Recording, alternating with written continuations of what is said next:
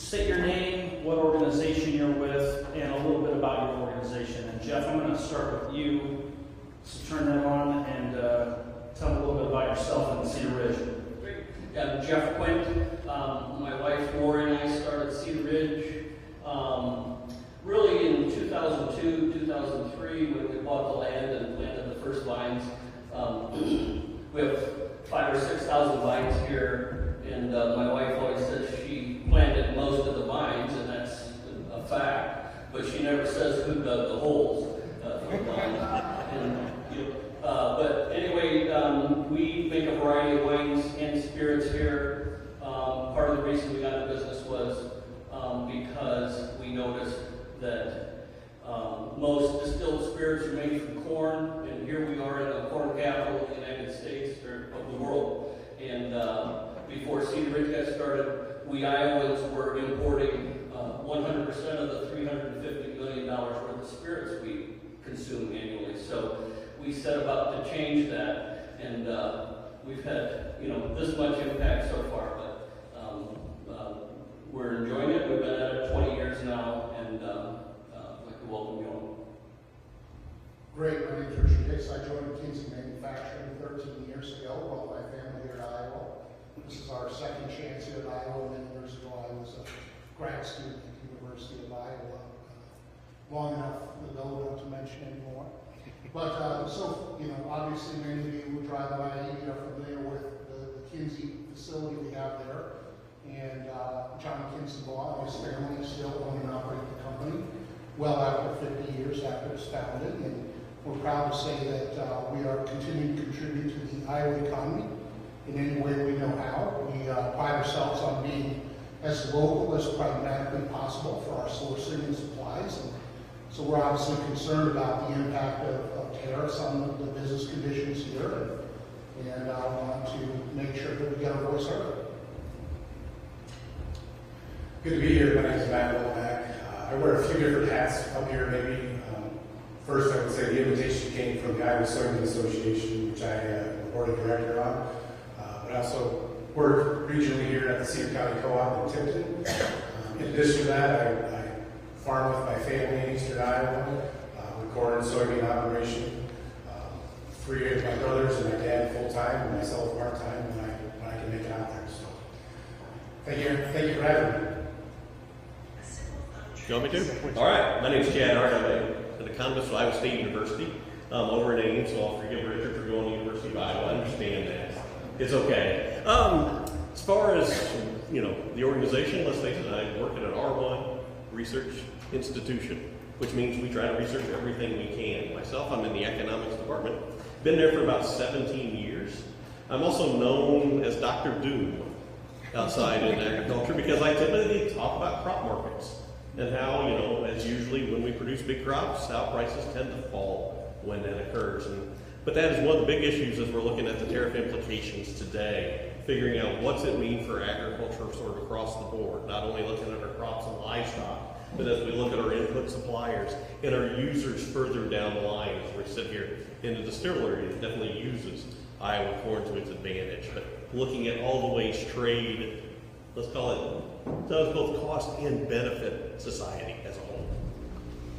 So we'll get to Dr. Doom in a minute to talk a little bit more about the Iowa Tariff Impact Report. But I wanted to go with Jeff, Richard, and Matt. If you could each please share with the audience your exposure to tariffs and international trade and how the recent changes in tariff policy impacted your industry. So I guess it's going back to you, Jeff. Yes. Well, so again, bourbon's made from corn, and also another thing about bourbon is it's protected under international treaties. It can only be made in the United States, just like Scotch can only be made in Scotland, cognac can only come from France. So when we tariff another country, we're always on the short list. We're the collateral damage that comes back. The first thing they want to tariff is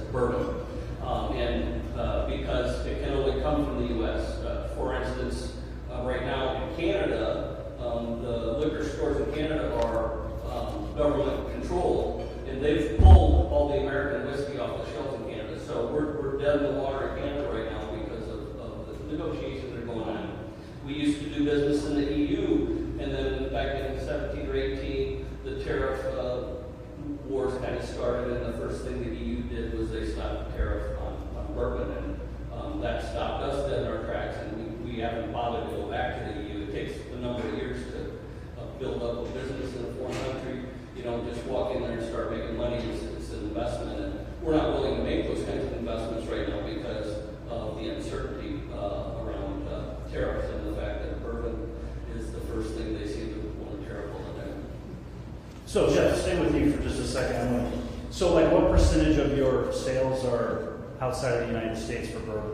Not very much. Okay. So just over half of our spirits are actually, of our bourbon sold in Iowa. And then maybe 34 or 5 other states, and then the rest is overseas. EU, Canada, Japan, and Australia. And really right now, just Japan and Australia are the only places to ship, and we're not looking at any other markets right now because of the situation. Great, Richard.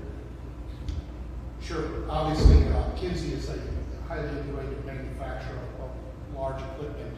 That means that we source a significant amount of our material here in the United States, but also a sizable percentage internationally. And even those items that we say we buy here in the U.S. typically have some form of foreign component that's built into it. So we have to really look down past the first tier of our supply chain into the second and third. But we've seen some direct impact to us.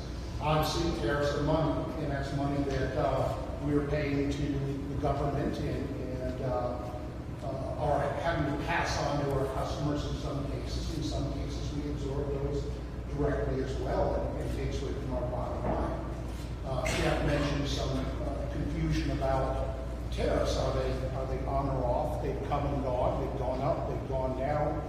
And this puts a strain on our customer base as well. So not just who we're buying from, but who we're selling to. Do they wait? I mean, if you bought a planter a couple months ago, you may have anticipated much higher tariffs than what you have today. But even that was more than before. So what does the farmer do? What does the dealer do? Do they invest in that equipment when they think it might be at a peak? Or do they wait a little bit? I can assure you waiting is not always good for us business people. We'd like to sell now and sell many. Right now it's a challenge. So, that confusion also adds to indecision. And I think that's one of the major impacts we've seen. Can you talk a little bit about how much Kinsey exports? Kinsey, as a private company, we don't divulge those types of numbers, but we do export a substantial amount of our business, well in the minority, of course. The largest market is North America, but we do maintain an operation in Vilnius, Lithuania. It's a wholly owned subsidiary where we export into Europe and Eastern Europe. And obviously, most of our trade is outbound to those facilities. However, we also, in the past couple of years, have started sourcing product from our Lithuanian operation. We build it in Lithuania and we want to import it. Wire harnesses, some other things that we do. And that's all subject to tariffs. We sent a letter off to our elected officials saying, is there something we can do to find a way where we can actually import from our own subsidiary into Kinsey-made product into Kinsey and not pay the tariffs? So far, we haven't seen that relief directly, but it's something we're concerned about. So, that's one of the impacts we've seen. So as a farmer in Eastern Iowa, I feel like we kind of get it on both sides.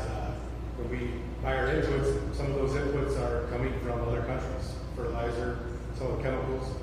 So we pay the tariff coming in, but then our products that we produce, corn, soybeans, depending on what country it's going to, and China being one of our largest customers for especially soybean exports, we get tariffed on the way going out. So we kind of get both sides of the sword, so to speak.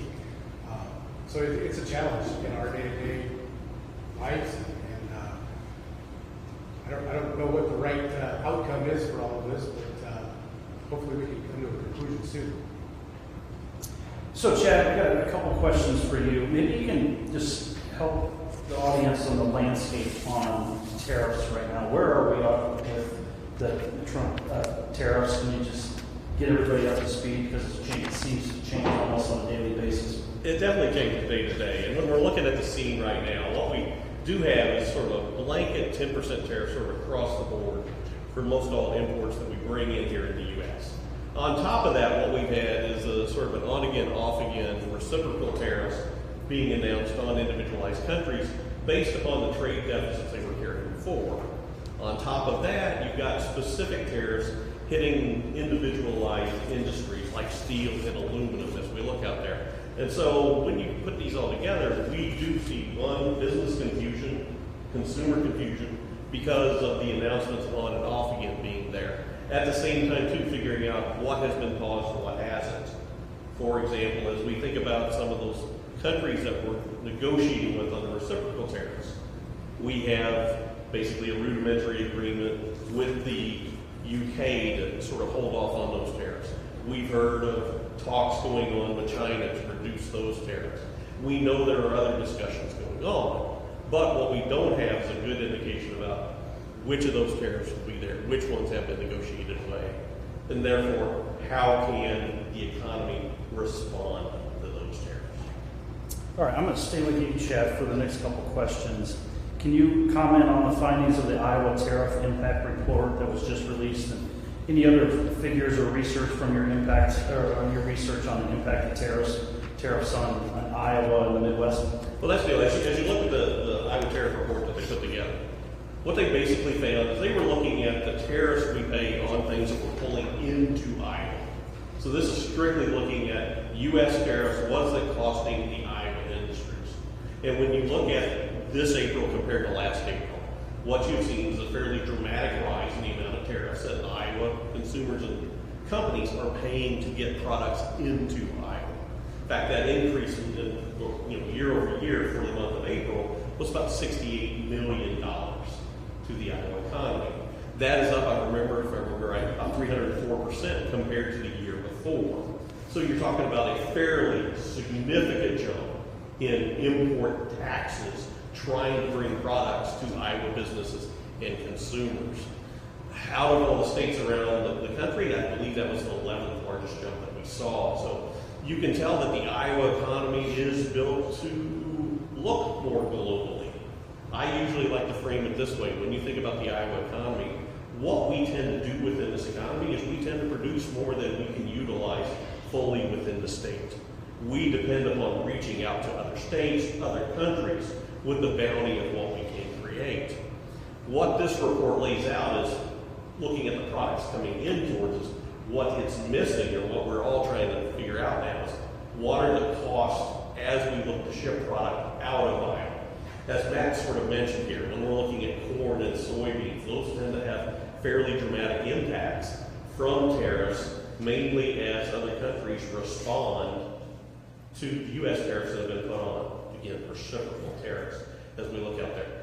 We're trying to figure out just how much potential damage there is, and that's the big wild card that, if you will, is still missing from the report. That we know there's additional costs coming. The question would be, how big will they be? We won't know until some of the tariff uncertainty has revealed itself.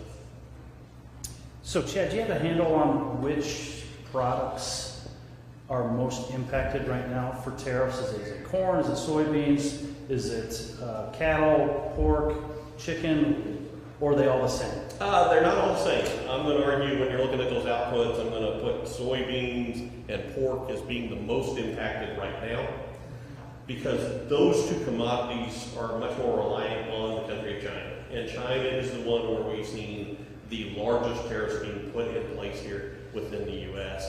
And China has been the one that's been most boldly responding to that with tariffs of their own, very similar sizes. When you think about the soybean market, for example, roughly 40% of all the soybeans we produce here within the U.S. is exported. Out of that 40%, about half, so about 20%, if you will, the overall soybean crop has ended up in Chinese hands over the past decade. They have been by far our largest market for soybeans, dominant market as far as consumer demand worldwide. And so it has a major impact when we're looking at soybeans. When we're looking at pork, Chinese meat industry definitely relies upon pork. Pork is the major source of protein within China. And especially when they had African swine fever, U.S. pork found strong market in that Chinese market. That has been pulling away, given the tariffs that we're putting in place here. When you look at things like corn, cattle, they're less impacted by those specific tariffs, especially on China, but they do feel residual impacts as well. We export about 12 to 15% of all the corn we produce here within the U.S. Those markets are Mexico, Japan, South Korea. And so we're watching to see what will the tariff impacts be as we look at those countries. As we look at cattle, we're both an importer and an exporter. In fact, one of our major growth markets over the past 5 years in beef exports has been China again. And so you're seeing, in certain cases, some markets where we've just started to rebuild. So I'll go back to Jeff's point, as he mentioned, with the EU, it takes years to build that relationship, to build that trade up. That's what U.S. beef has been working on over the past several years with China, and now all that work may be gone within a few weeks. Matt, you got some color on this? Yeah, I just wanted to piggyback a little bit on Chad talking about soybeans in China. The offset to that is that maybe not everybody realizes is that our biggest competitor, Brazil, and other countries producing soybeans, by us tariffing China, that's created an easier marketplace for Brazil to tie up our largest customer. And Brazil has the ability to expand acreage and continue to expand acreage in the future. So all we're doing is taking away our largest customer and handing it over to somebody else. And that creates a difficult opportunity for agriculture in Iowa. So how's the soybean market right now? How are you and your colleagues that are growing soybeans feeling about the tariffs, and where do you see things headed over the next 3 to 6 months? Well, I would say based on our input prices for soybeans this spring, and you look at the prices that we can get for that in the fall, unless you can yield out of it and produce more, I mean, if you're using a historical average for yield, you're at break even or at loss selling your beans today. So it's hard to try to manufacture profitability out of the soybean acre today, and the outlook doesn't look good.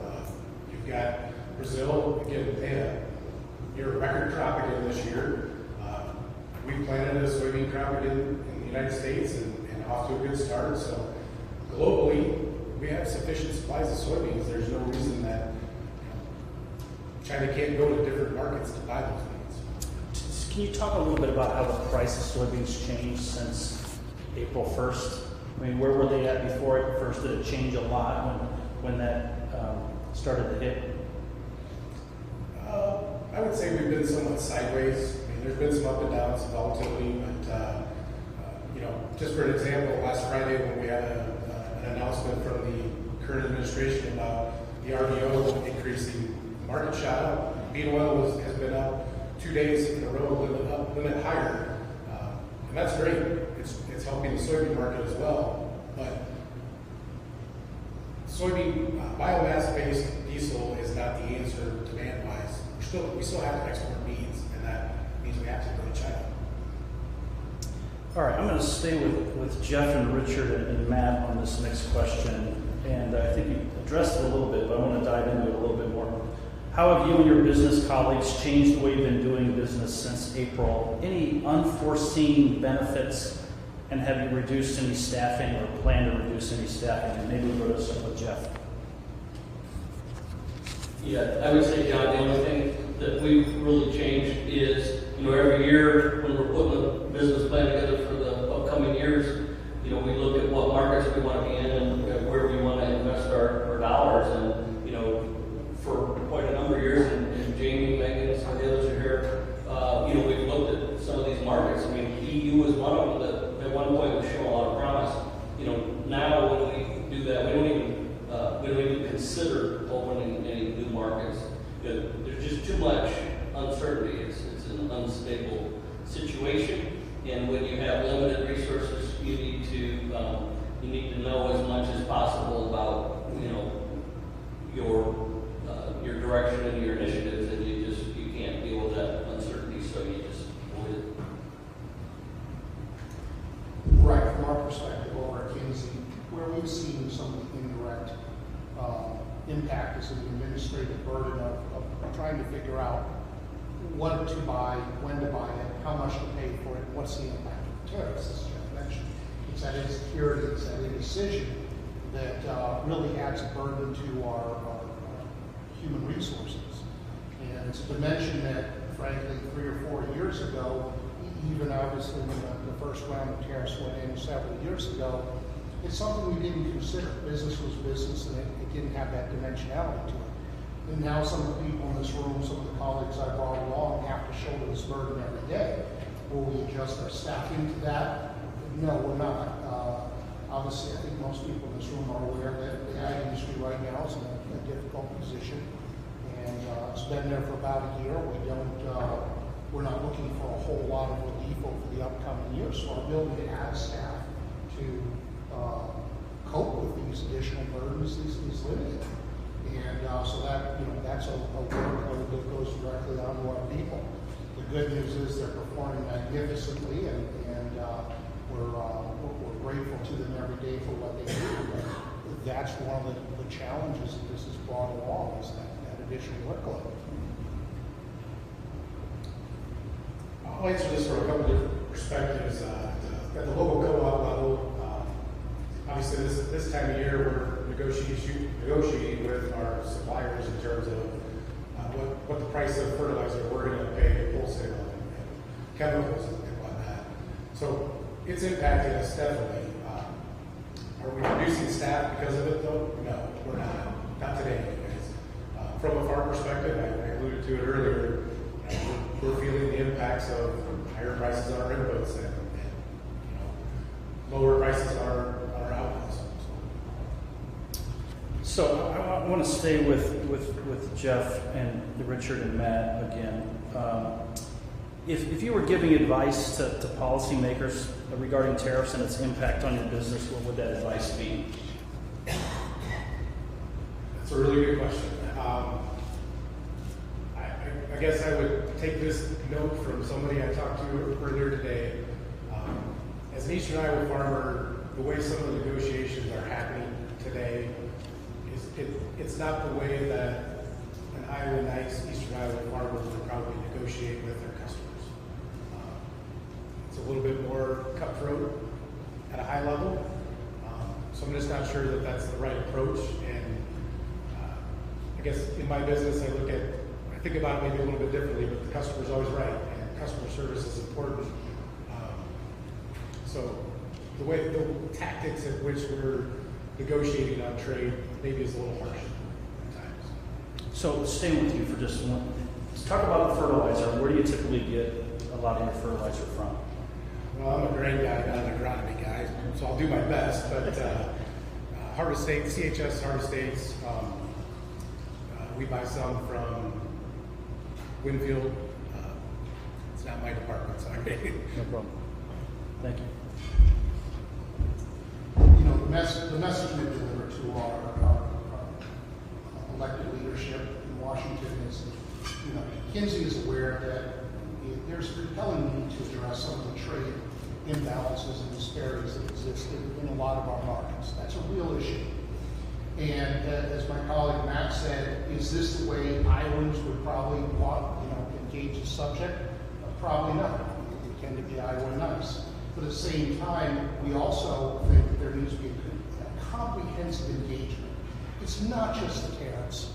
It's also non-tariff barriers and other regulations that are put in place by foreign governments to, quite frankly, put their markets out of reach. And we deal with that every day. It's part of our design process, part of our marketing process, part of our sales and delivery process to overcome some of those barriers that don't exist for our domestic market, but I can assure you do exist when we try and access some foreign markets, and that keeps us out. Can you give us a couple of examples? Sure. For example, in the Eastern European community or European market, if you want to import a planter, you have to put a set of brakes if it's over a certain amount of pounds. We do not sell a brake system, so our dealers have to actually source a brake system over Europe, put it on. That increases the cost. Also, something called CE certification.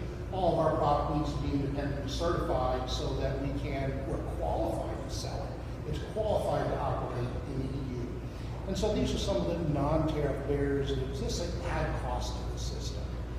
And so we'd like to see a level playing field. We want to see a way for kids to get access to markets all over the world, bring a great ag product out there, grow some food for the world. I mean, that's the key here as well, and address those. So we think that there are very real issues out there. They need to be addressed in a comprehensive manner.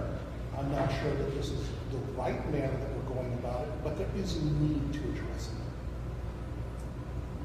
And I would just add that, as you can see, there's it's mostly about uncertainty, and I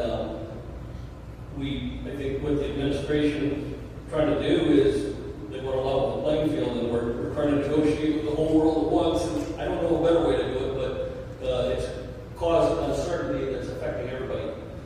Saw the numbers that came out today on consumer spending or whatever it was that was surprisingly lower, and it's an uncertain time, and anything we can do to expedite, be more expedient about solving some of these issues or eliminating some of the uncertainty.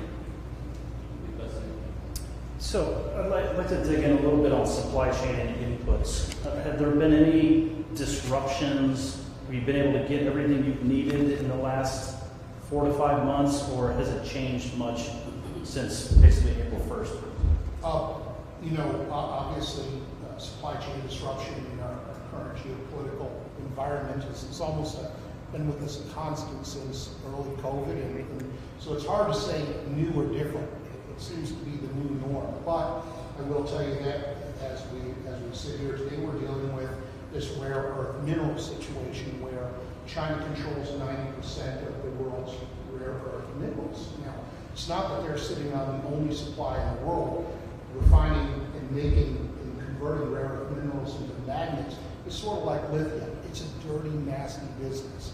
They do it because we probably won't be able to do it here or we'll regulate it, but they do it.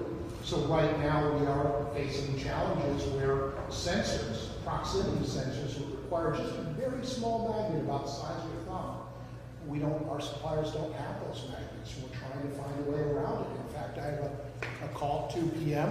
to talk to one of our suppliers, see what we can do about that situation. So these are real world issues that are essentially affecting our daily production. So who are you looking to help with this?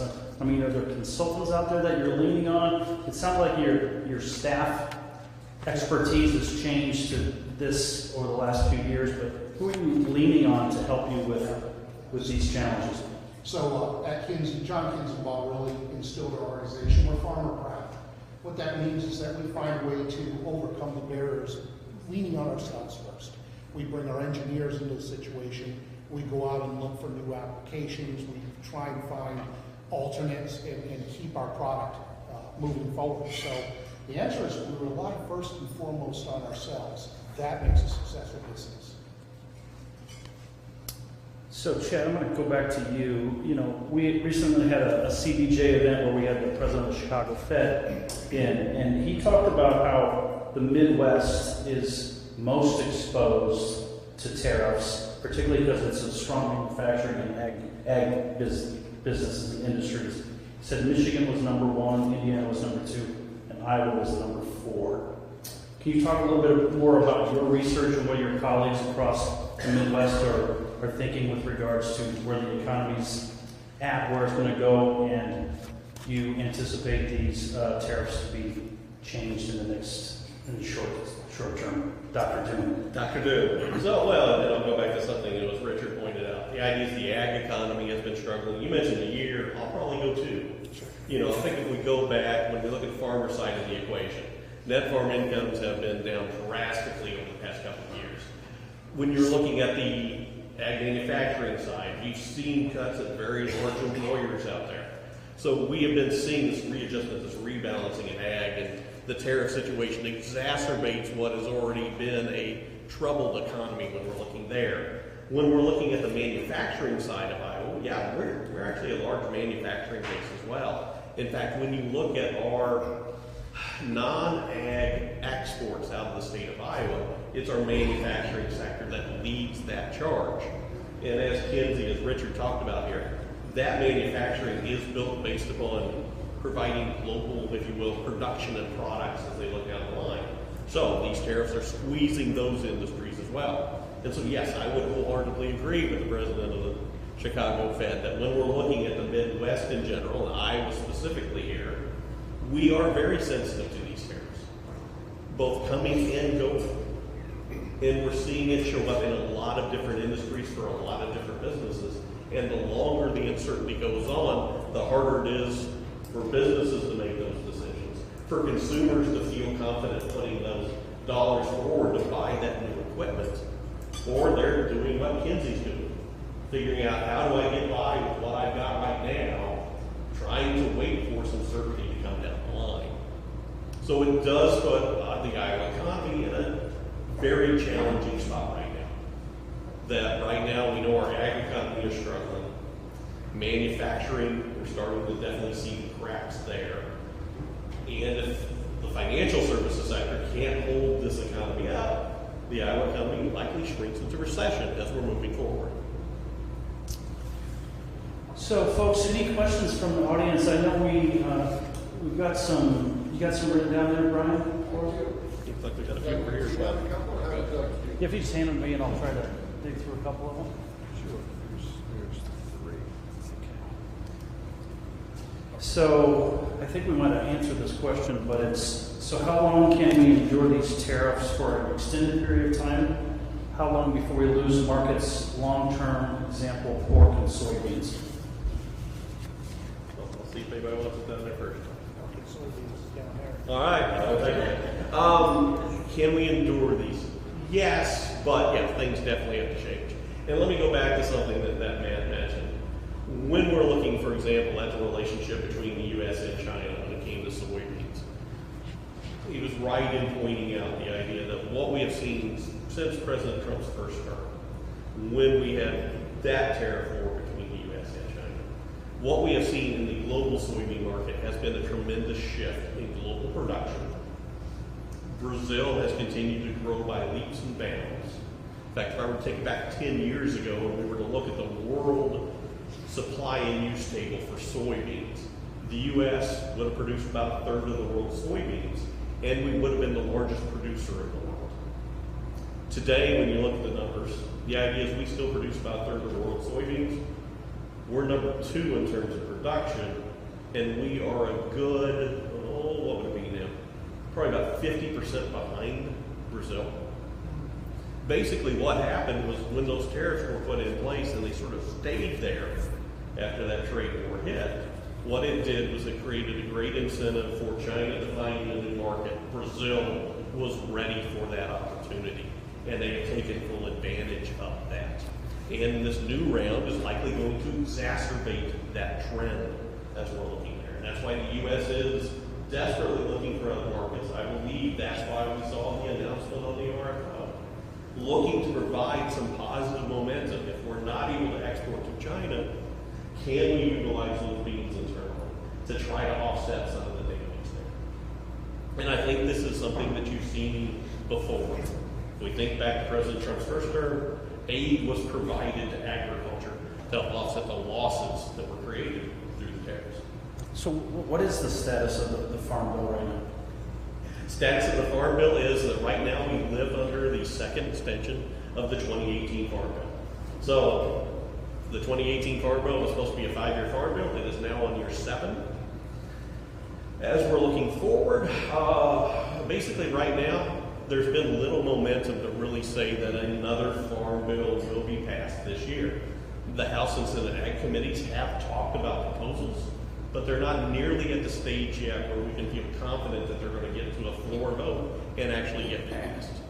And so more than likely what we're going to see here over the course of this summer is a lot of discussion about possibly adding another 1-year extension to the current Farm Bill to kick the can down the road.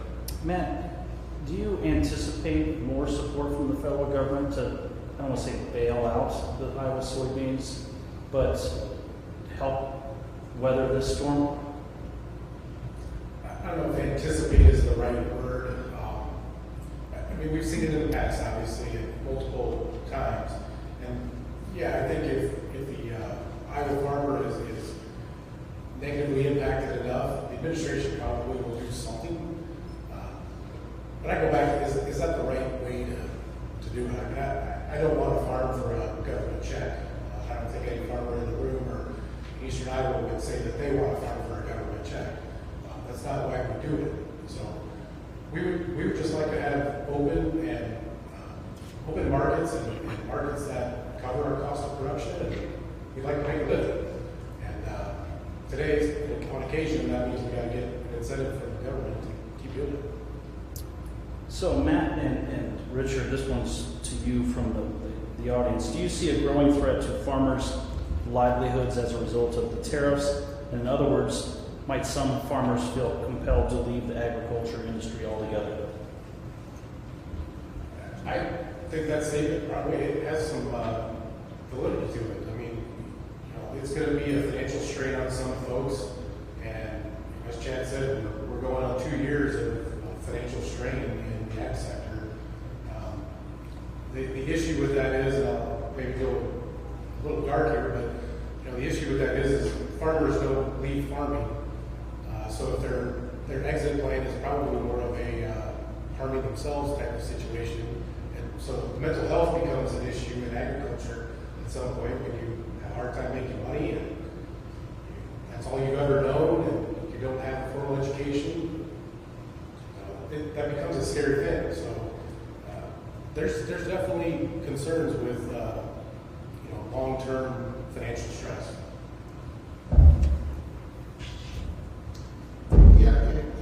In my role at KGAN, I unfortunately don't interact with our farmer customers as much as I should, so I'm really not qualified to comment on that.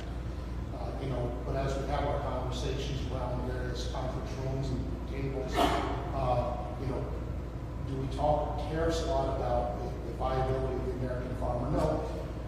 We do tend to talk about interest rates and other, input costs as really being the direct threats to the daily lives of farmers. So the tariffs do figure all into that, but as a direct vector, I really can't say. I'm simply not educated enough to connect to the farmer and say that is directly threatening their way of life.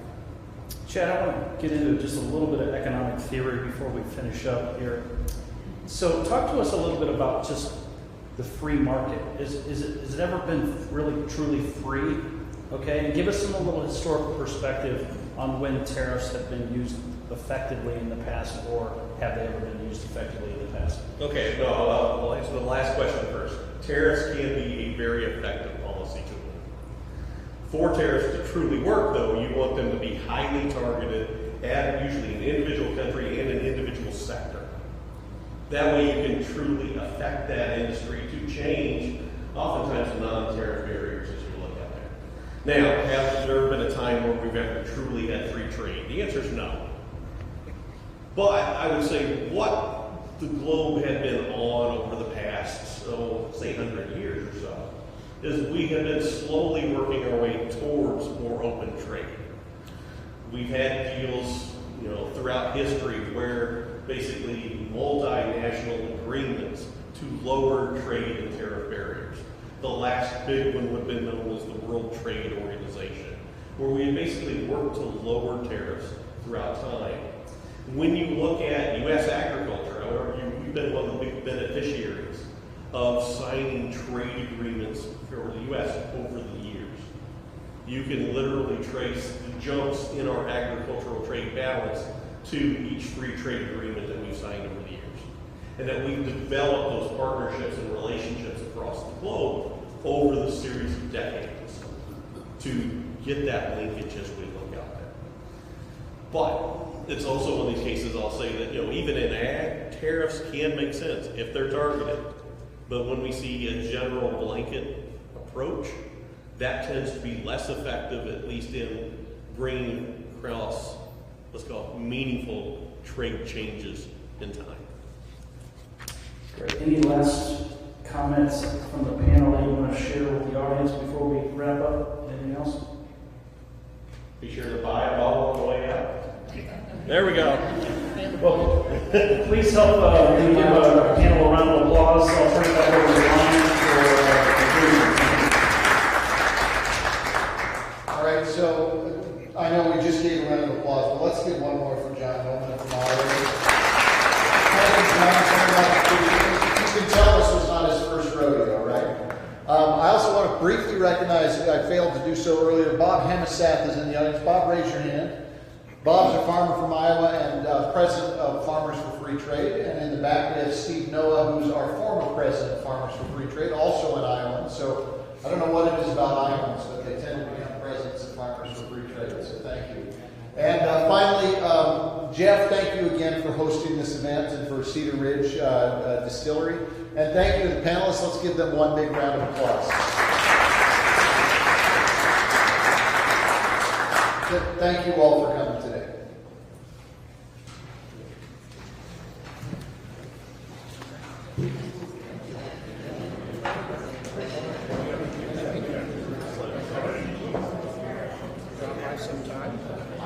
I've been in with everybody. Thank you so much. Appreciate you being here. Thank you. So are you actually continuing your competition? Yes. Yeah.